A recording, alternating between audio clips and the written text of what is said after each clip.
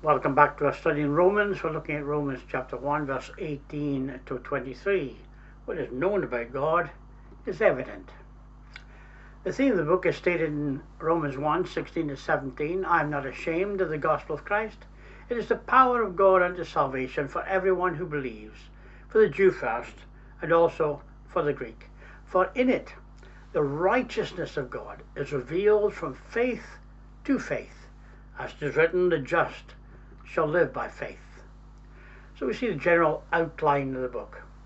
Introduction 1 to 15, the statement of the thesis 1:16 to 17, the doctrine of sin explained 1:18 to 3:20, doctrine of justification, how God has made them right with himself through the death, burial, and resurrection of Jesus, through our faith and response to that, and the doctrine of sanctification, the difference it makes. Now we are saved. What kind of people are we to be? We're going to be holy. Romans 6:1 through to 8:39. And then it seems to be Paul answering a question that he thinks will come up. The Jews are thinking God is unjust by giving the Gentiles an opportunity of salvation. And so Paul spends a couple of chapters there dealing with that situation. And then where the rubber meets the road, chapter 12, verse 1 through to 15:13, the practical application. What kind of people ought we to be? How ought we to behave towards one another? And then the conclusion.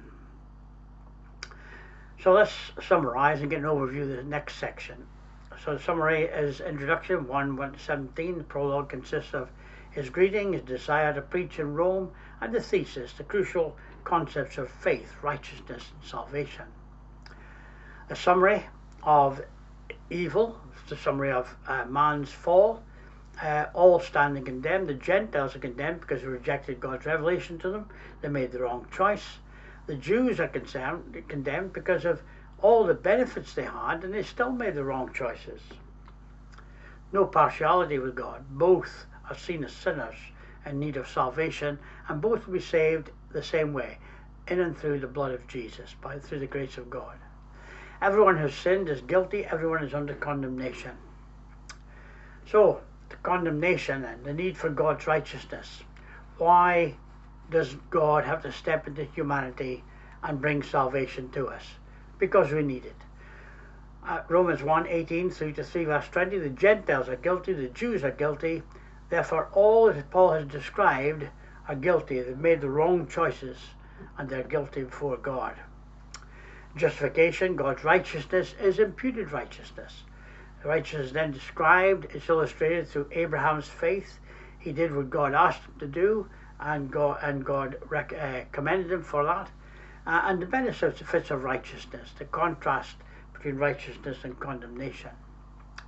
So this theme of this section is the universality of sin and condemnation. All that sinful man deserves from God is condemnation. Therefore, there is a universal need of salvation. We get things wrong. Through Jesus and his words, God will ultimately judge all men, because through Jesus, God has given all men the opportunity of coming to salvation. The aim of this section, Romans 3 verse 9, is to prove the issue of guilt. Jews and Gentiles are equally involved and in bondage to sin. They keep making the wrong choices. Because of sin, there is a universal need of salvation. The Gentile state of sin, 1:18 through to 32.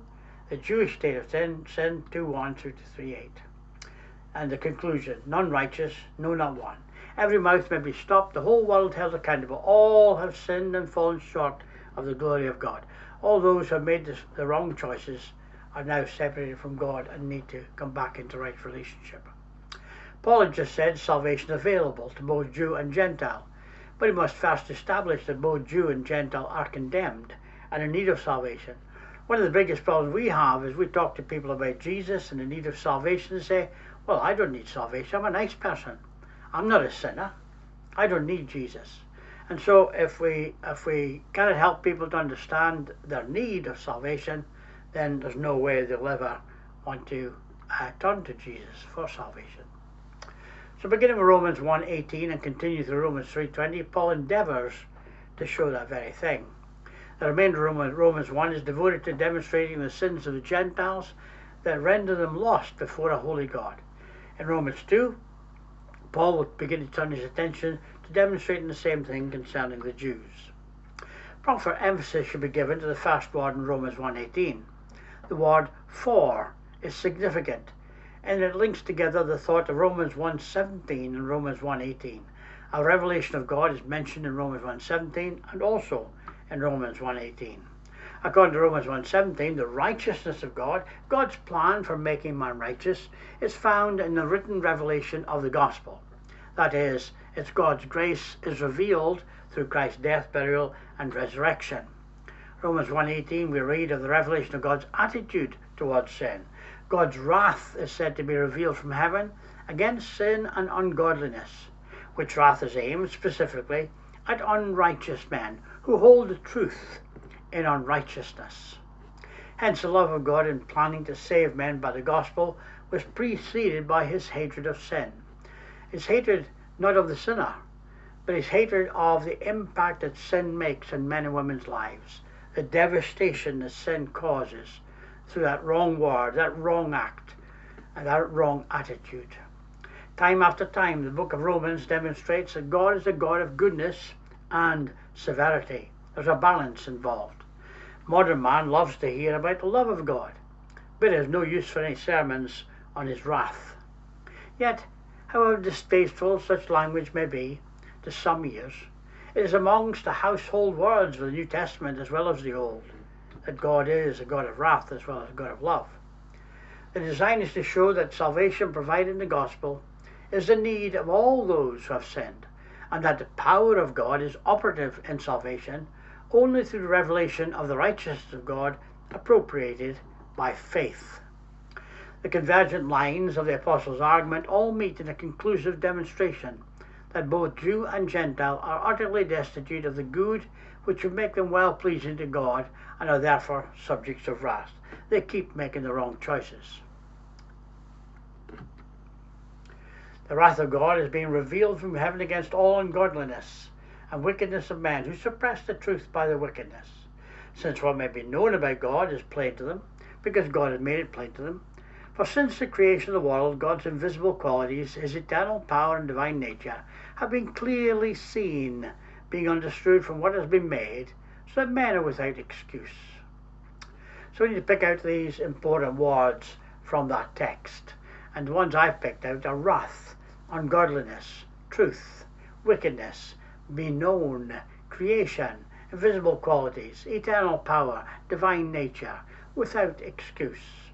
And if you can put that down in your piece of A4 and check out those words and their implications, that'd be a good word study to be involved in. So, the inexcusableness of unbelief, God's threefold revelation of himself. He has revealed his wrath. There's judgment. There's an innate knowledge, an inner consciousness, and there is a knowledge of God has been revealed in creation and by revelation. His everlasting power and deity, these revelations are based on the fact that God has revealed himself in the past. In every person there's a moral oughtness. We often know what we ought to do in certain situations without even being told. The little lady being beaten up in the street by a couple of thugs, we know we ought to do something about it, or somebody ought to do something about it. So as psychology, Paul begins by showing the depths of depravity to which the Gentile world has sunk. Every Jew, whether Christian or not, will be saying, "Amen, Paul, preach on." He says they're corrupt in practice, they're corrupt in thinking. There's a degradation of religion, they're corrupt in worship. They debase deity. So, they fail to acknowledge God, they fail to glorify God, they don't see the image of God, they worship other images, and they fail to see the truth of God and hang on to that truth. They believe a lie, and they lose sight of the knowledge of God. The truth of God is hindered. The Gentile man, the pagan world, is corrupt in practice. If Bruce says, Paul's aim is to show that the whole of humanity is morally bankrupt, unable to claim a favourable verdict at the judgment bar of God, desperately in need of mercy and pardon. And we know if we stood in the dock and somebody said, to us. Are you guilty of something? Very few of us would be able to stand up and say, not guilty, my Lord. We're perfect. Because how few of us are perfect?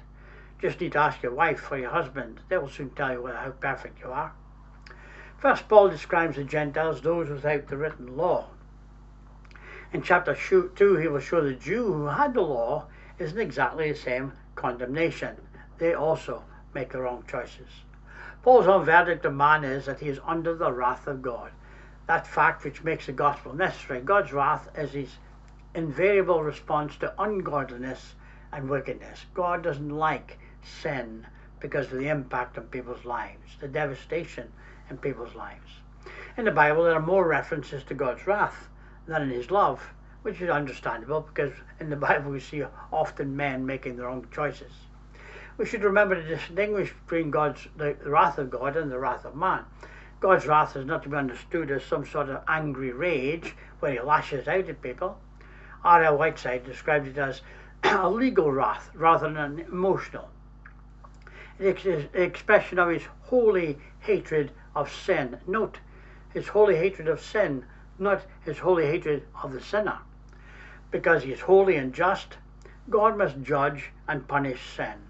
If God was to let man get away with everything, that's one of the arguments men would use against him. Why is God allowing them to get off with that? Why doesn't God do something about that? Have you heard that on a regular basis? You probably have. This wrath is directed from heaven towards the ungodly and the unrighteous. These are men who hold the truth in unrighteousness, the King James says. The ASV provides a slightly better rendering. It says, who hinder the truth in unrighteousness because of their unrighteousness. The idea is that ungodly and unrighteous lives of Gentiles lived before the world hindered the light of God's truth from being welcomed into the hearts of men. In short, the wicked example kept the truth from having its intended effect upon the lives of others. The wrath of God, the revelation of God's purpose in the gospel, concerns divine justice satisfied, as well as divine love exercised. That was always the dichotomy. How could God balance his mercy with his justice? Ungodliness leads most often to idolatry. Unrighteousness leads most often to immorality. Wrath, orge, God's holy revulsion against all unrighteousness and evil. It is his implacable, unrelenting attitude towards sin. God hates sin. When applied to future judgment, it describes a condemnation due to unforgiven sin. There must be a payday one day. Wrath originally meant a natural impulse or desire, and then came to signify anger as the strongest of passions. In man, orge is most often condemned because we're unbalanced, and quite often we just lash out for no reason at all, sometimes. The exception, we talk about righteous anger.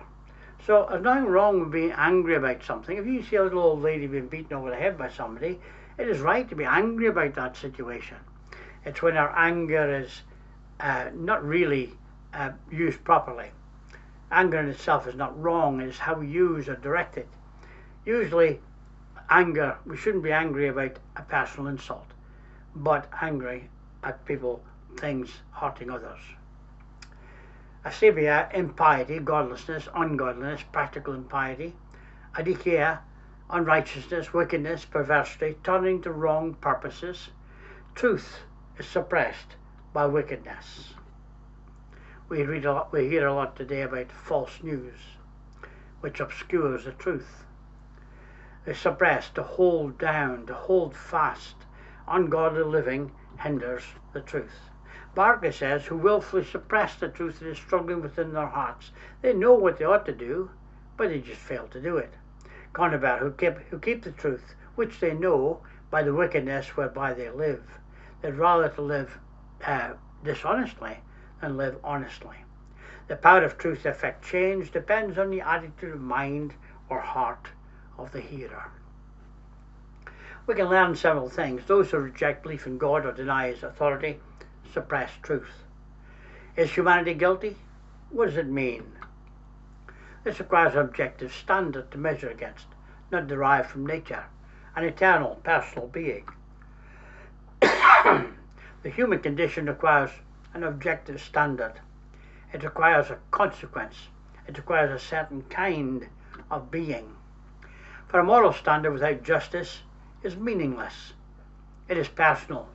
We are free, intentionally aware, and we have a moral point of view. The pagan world was without excuse. A reading of Romans 1:19-20 reveals the Gentiles couldn't plead ignorance of God's existence, nor of their responsibility to him on the basis of a lack of evidence. God had sufficiently shown himself unto the Gentiles. The things which could be known of God had been made known to them. But how did God make himself and his will known to the Gentiles? He did so in two ways: creation and revelation.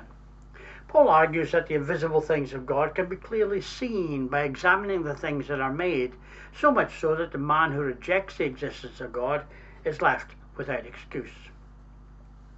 A careful examination of God's creation gives us sufficient evidence of the existence of a supreme power in the universe.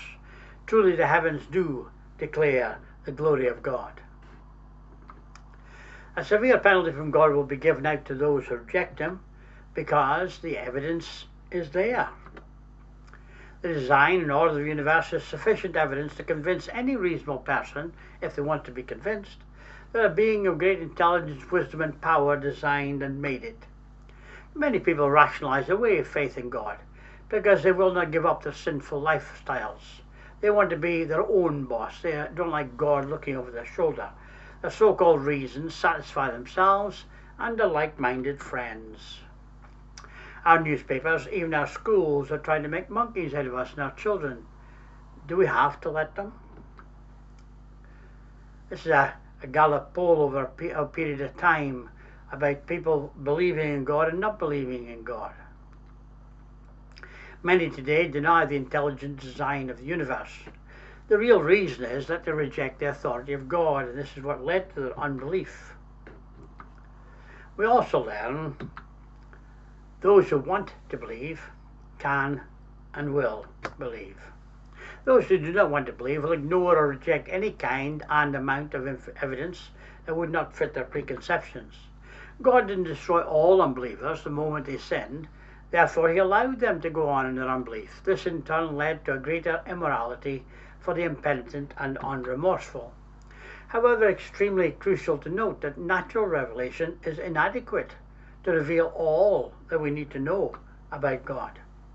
The beauty of a tree and its foliage might convince me of the existence of a supreme architect. I couldn't watch a leaf fall into the ground and thereby conclude that such an architect loved me enough to send his son to die for me and rescue me from sin. Without actual communication from God, man would not even know that he is a sinner. Nature alone doesn't reveal all that God is, nor was it ever intended to. It has been well said, nature declares God is, and the Bible declares who he is. Paul clearly affirms that the gross immorality of the Gentiles was inexcusable because they had sufficient revelation from God to know right and wrong on these matters. In fact, the Gentiles had more than just a natural revelation of God's existence and power available to them. Let's not forget that God had communicated his will to the patriarchs. Before Abraham, Adam, Noah. After Abraham, Abraham himself, Melchizedek, Joseph. After Moses, Jethro, Balaam. After David and before Christ, Solomon, Elijah, Elisha, Daniel, Amos, Obadiah, Jonah, Nahum, the wise. They are without excuse, Jesus says. All possessed the knowledge of the one true God and passed it down to their descendants.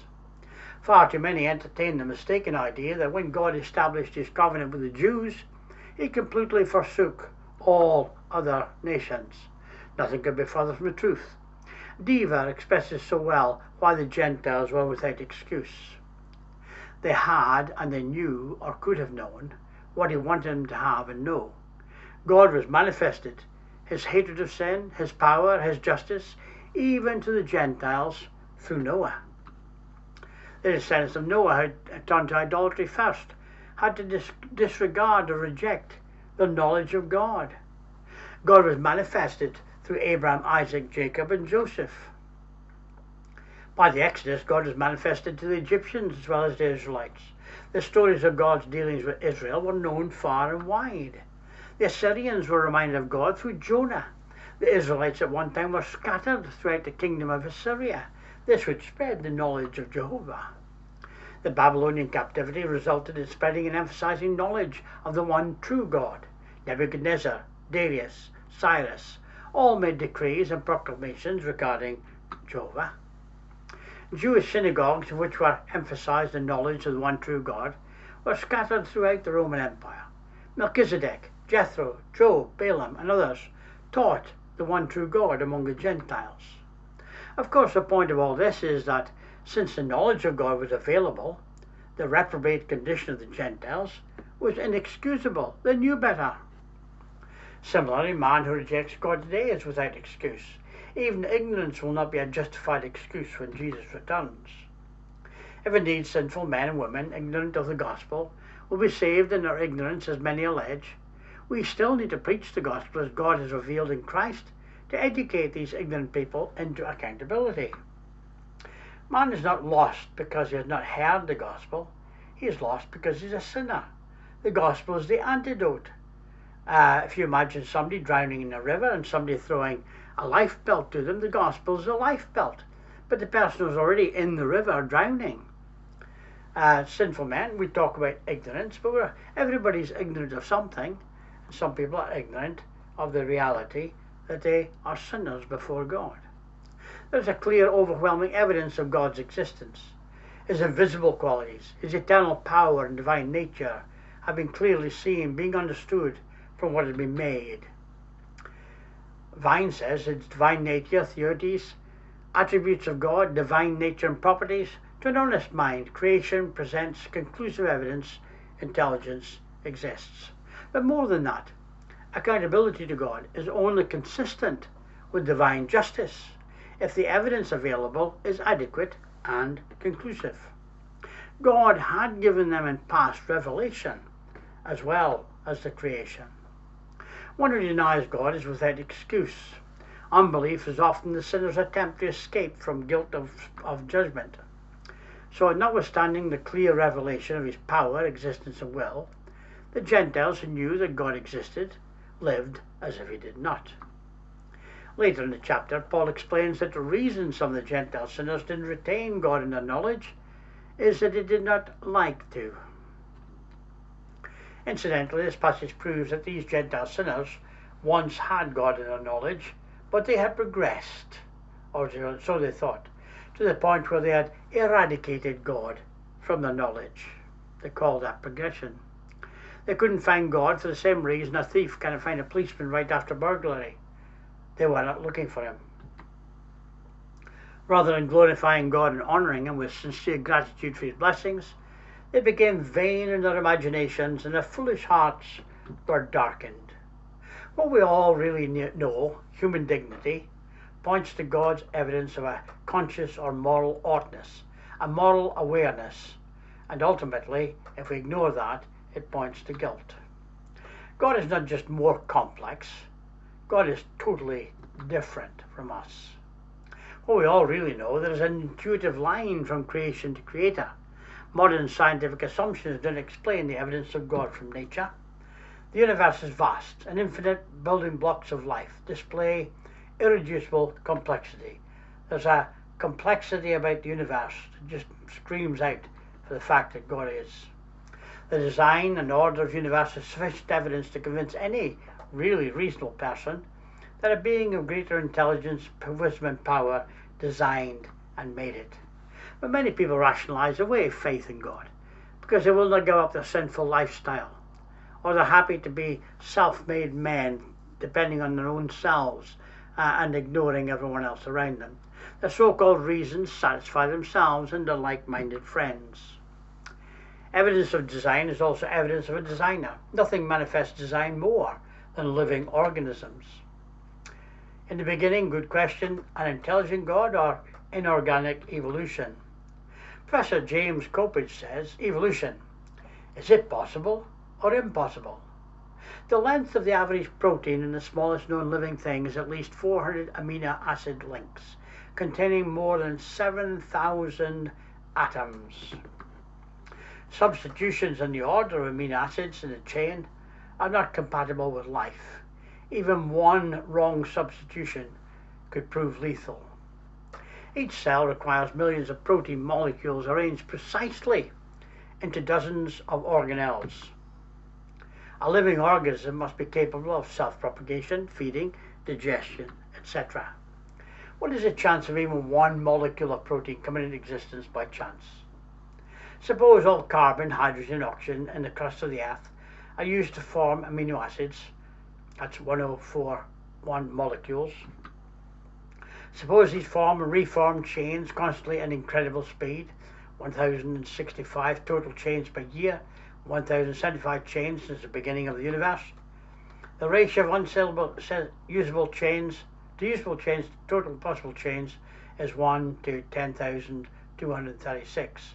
The chance of usable protein is a total of 1 in 10,161. At the rates given earlier, how long would we expect it to take for one molecule of protein to appear? 10,171 years, rounded down. Just how big is this number? 10 to 1071 square. An amoeba travels on a string carrying one atom on its back. The string stretches across the universe 15 billion light years, or 1,028 inches. Amoeba travels at 1 inch per year, therefore it can cross the universe in 1,028 years. To carry all the atoms in the universe across the string, returning each time it takes one across, the time required for one round trip, 2 by 1,028 years, multiplied by the number of atoms in the universe, 5 by 1,078, which is 10,107 years. It could carry 1,064 universes over in the time it would take to produce one protein molecule.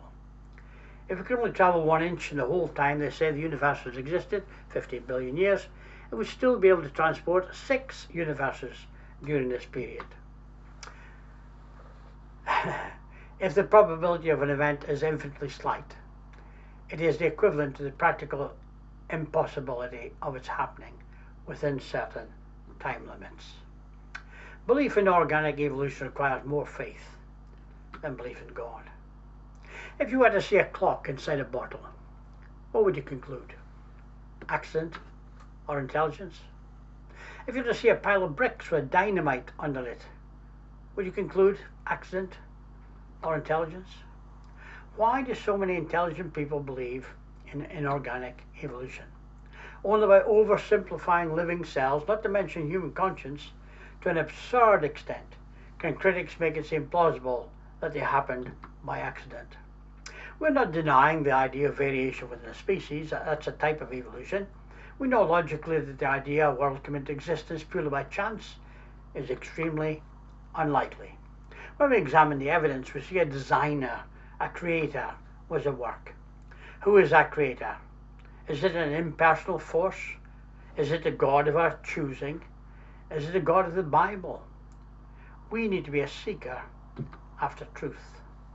What we all really know is not that we don't know or can't know, but that we don't want to know. We have a problem of the heart. We need to get back to God.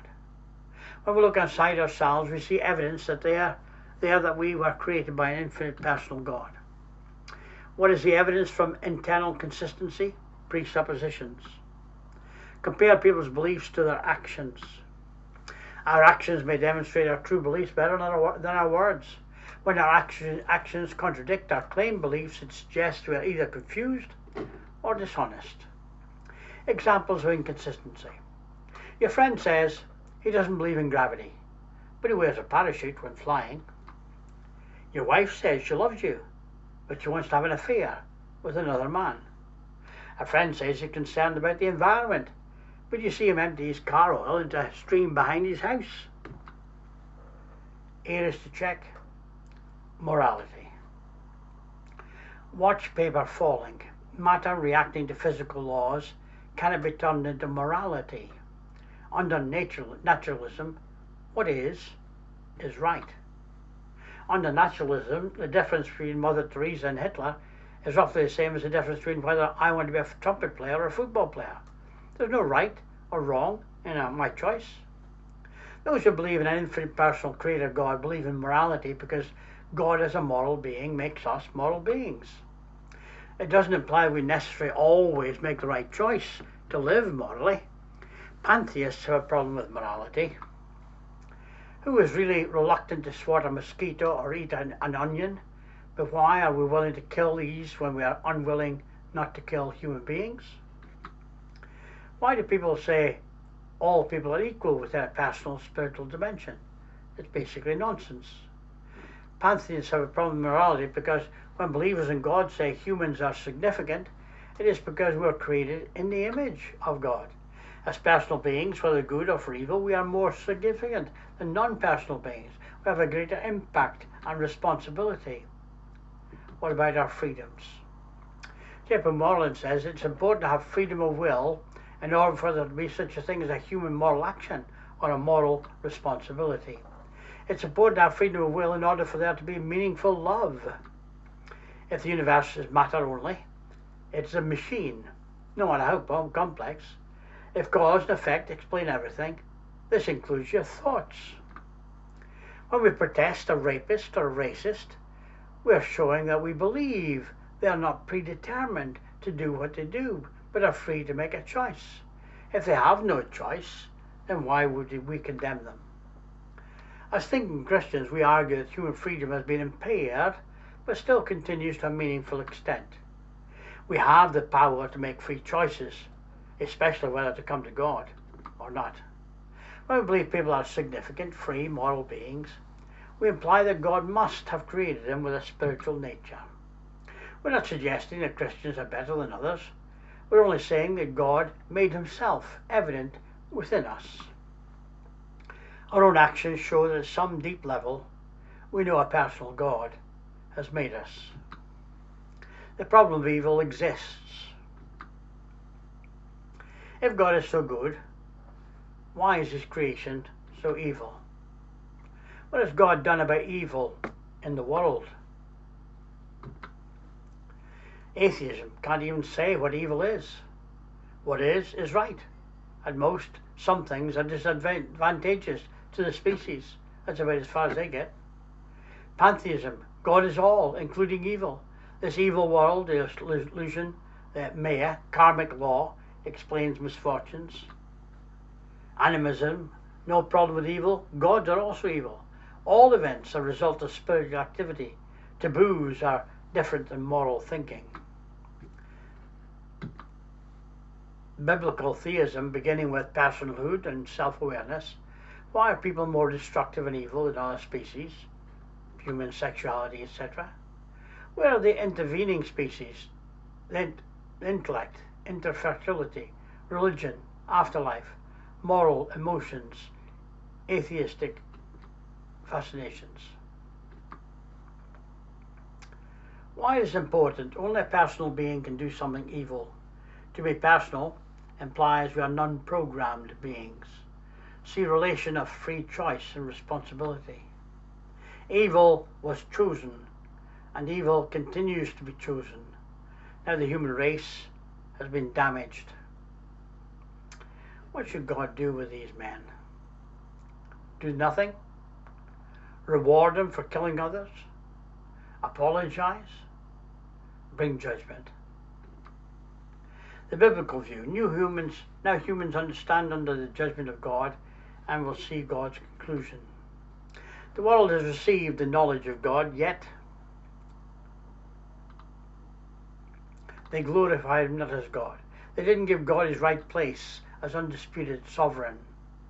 Neither were they thankful. They took his blessings for granted as their rightful due. They became vain in their imaginations, foolish, empty, conceited reasonings. Their foolish heart was darkened, deprived of true knowledge, true understanding. Professing themselves to be wise, a false claim, they were self-deceived. They became fools, The fool has said in his heart, there is no God. They became arrogant. Changed the glory of God into an image, idolatry, depraved in character. The first steps away from God were in things men neglected to do. They glorified him not, as neither were they thankful. Sins of not doing led to sins of doing. They failed to glorify God. They failed to give thanks for his blessing. They turned to rationalism. They lacked regard for truth. They claimed superior wisdom. They became fools. They made images worshipping the creature rather than the Creator. Corrupt in thinking. For although they knew God, they neither glorified him as God nor gave thanks to him, but their thinking became futile and their foolish hearts were darkened. Man had the knowledge of God, but rejected it. Cicero said, there is something in nature of things which in the mind of man, which reasons, which human power cannot effect, and certainty that produces this must be better than man.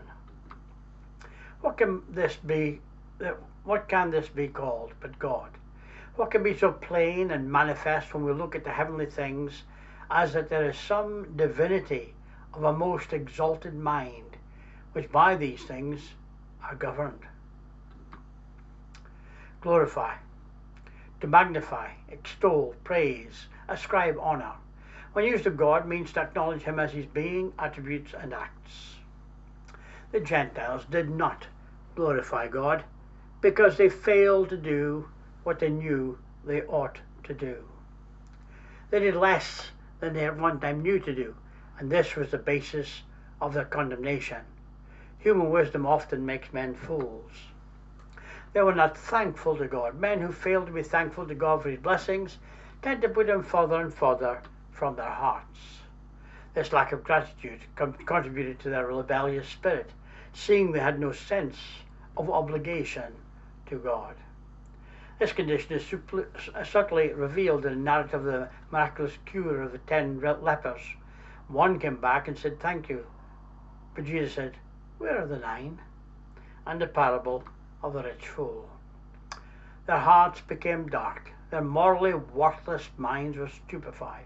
Being insensitive to truth, they were ready for the strong delusion. For this reason, God will send upon them a deluding influence so that they will believe what is false, in order that they all may be judged who did not believe the truth but took pleasure in wickedness. They were governed by lust and human reasoning. The Amplified Bible says, professing to be smart, they made simpletons of themselves. Fools implies moral obtuseness rather than deficiency in intellect. Vine calls it morano from moron, stupid and foolish, idiotic behavior, like salt, losing its taste, losing its flavor. Though they consider themselves exceedingly wise, in reality, they were fools before God and men. 1 Corinthians 1 verse 2 says, so where does this leave the philosophers, the scholars, the world's brilliant debaters? God has made them all look foolish and has shown their wisdom to be useless nonsense. Verse 25 says, this foolish plan of God is far wiser than the wisest of human plans. God's weakness is far stronger than the greatest of human strength. Proverbs says, the wise inherit honor, the fools are put to shame. Ecclesiastes 7 verse 4 says, a wise person thinks much about death, while the fool thinks only about having a good time now. 2 Corinthians 11, 18, 19 says, since others boast about their human achievements, I will too. After all, you who think you are so wise, enjoy listening to fools. Ephesians 5:15. So be careful how you live, not as fools, but as those who are wise. When passion and human wisdom become their God, they personify these in myth and fashion them in gold, silver, stone, and wood. Their images and altars reflected the depravity to which they sank. Idolatry was a replacement of God, who made man with a man-made God, hence programs like Pop Idol, or even football stars. Corrupting worship. This verse describes idolatry in pagan world. Note, deliberate action. They exchanged the glory of the immortal God for images. They knew what they were doing. Monotheism was the original state of man, but he abandoned it for idolatry. Instead of progression or evolution in religion, this account 18 to 30 indicates there is a retrogression. Men turn back from God to idols, from purity to gross sinfulness, which they love and approve.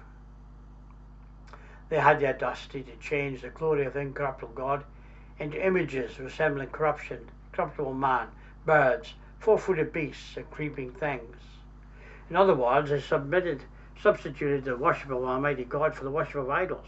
In fact, they reasoned that they were worshipping God by worshipping an image of man, because man was made in the image of God. It's amazing how we can justify our actions. We sneer at the folly of such an idea, but our current Western culture is not really that different. John Stott observed, to exchange the worship of the living God for the modern obsession with wealth, fame, and power is equally foolish and equally blameworthy. Belief in God is the only reasonable conclusion of an honest examination. If a man chooses disobedience, God will allow him to reap the consequences. Thank you very much for your attention. Please feel free to come back and continue as we look at verses 24 to 32 and the conclusion, God gave them up